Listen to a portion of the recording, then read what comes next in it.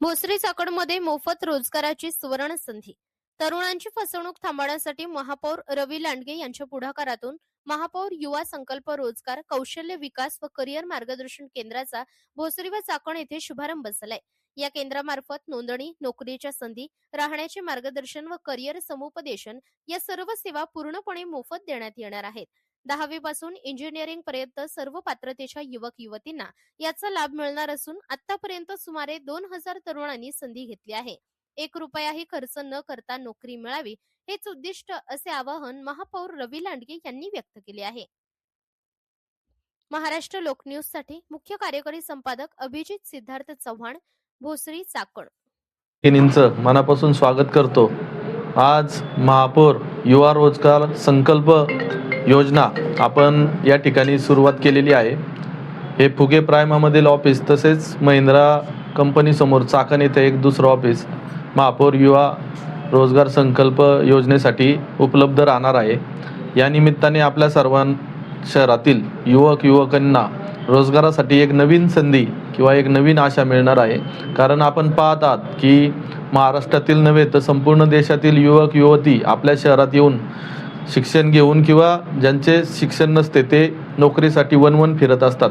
अनेक प्लेसमेंटच्या कंपन्यांकडून त्यांची फसवणूक केली जाते, त्यांच्याकडे पैशाची मागणी केली जाते आणि पैशाची मागणी केल्यानंतर त्यांनी पैसा उपलब्ध केल्यानंतर सुद्धा त्यांना नोकरी मिळेल किंवा नाही याची शाश्वती नसते.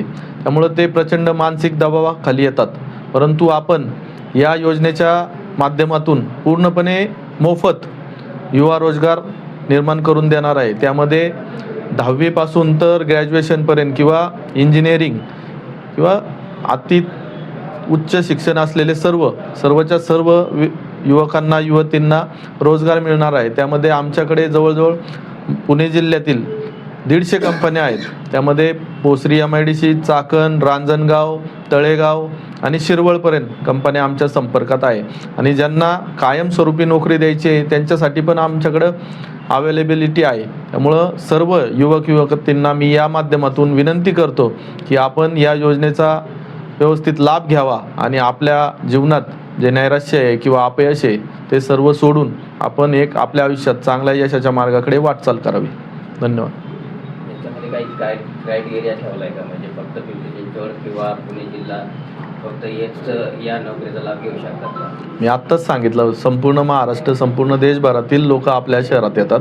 सर्वांना या संधीचा लाभ मिळणार आहे. आणि आमचे मार्गदर्शक संजयजी झोपे सर यांच्या संकल्पनेतून आणि आमचे मित्र संदीप भाऊ पालांडे यांच्या मार्गदर्शनाखाली इथलं ऑफिस चालू राहणार आहे.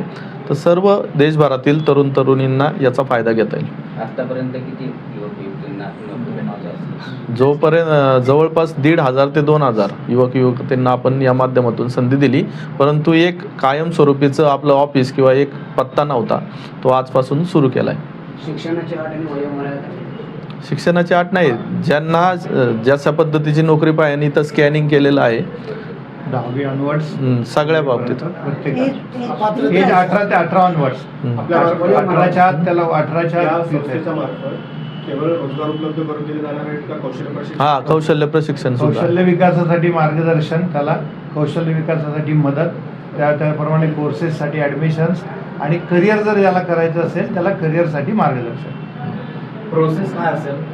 त्यांनी इथं यायचं आहे, इथं फॉर्म भरायचा आहे, आमचा फॉर्म आहे, किंवा त्यांनी स्कॅन करून ऑनलाईन डेटा भरायचा आहे. दोन्ही ऑफिसेसमध्ये त्याला सपोर्ट केला जाईल, त्याचं ॲनालिसिस केलं जाईल आणि त्याला असलेल्या संधी उपलब्ध करून दिल्या जातील की या कंपनीत आहे.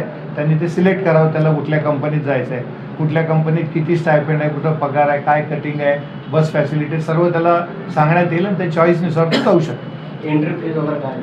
0, मोफत, कुठल्याही प्रकारची फी नाही, पूर्णपणे मोफत. मूळ उद्देश तोच आहे की त्यांच्याकडनं प्लेसमेंट एजन्सीकडनं खूप मोठी फसवणूक होते. लातूरमधनं गरीब मुलं मुली येतात, त्यांची फसवणूक होते आणि त्याच्याकडनं पैसे काढले जातात, त्यांची नसते परिस्थिती. म्हणून या भाऊंच्या संकल्पनेतनं हा पूर्ण मोफत, त्याला पूर्ण करिअर गायडन्स पण पूर्ण आम्ही करणार. आपल्याकडे कोणकोणत्या मोठ्या कंपन्या आहेत, नाव सांगू शकता? आमच्याकडे पुण्यामध्ये म्हटलं तर तुम्ही महिंद्रा आहे, बॉश आहे, नंतर तळेगाव चाकण इंडस्ट्रीतल्या जवळजवळ 32 आहेत, सिको कॉमर्स आहे, हुंडाई आहे, सगळ्या मेजर सगळ्या कंपन्या आमच्याकडे आहेत. IT क्षेत्रातल्या कुठल्या कंपन्या आहेत?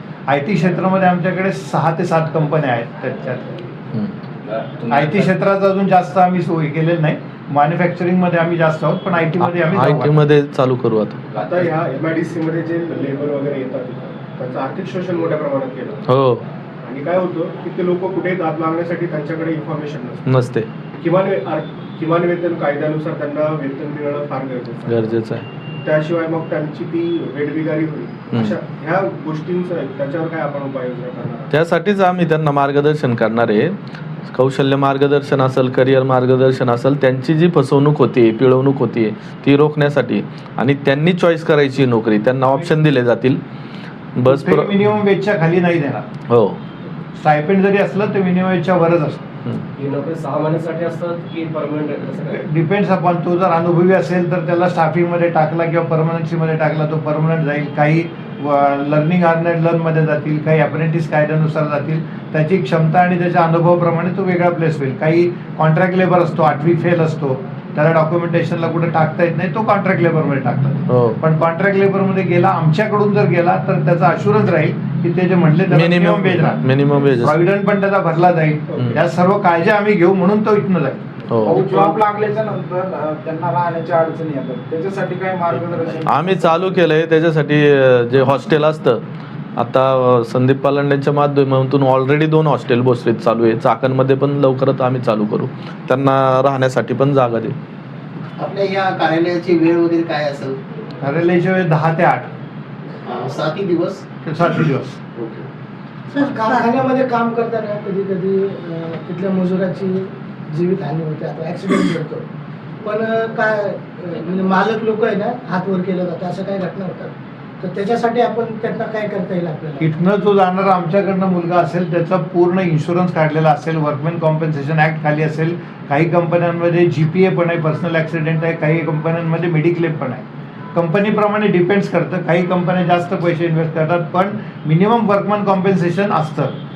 बाहेर झालेल्या अपघाताविषयी आपण तेवढं काही करू शकत नाही, पण कंपनीमधल्या याची सगळी जबाबदारी आपण फुलपणे घेऊ शकतो. नुकसान भरपाई करून देऊ. प्रायोरिटी तुम्ही आधी लोकल वाल्यांना देणार की सगळ्यांना सगळ्यांना इक्वल.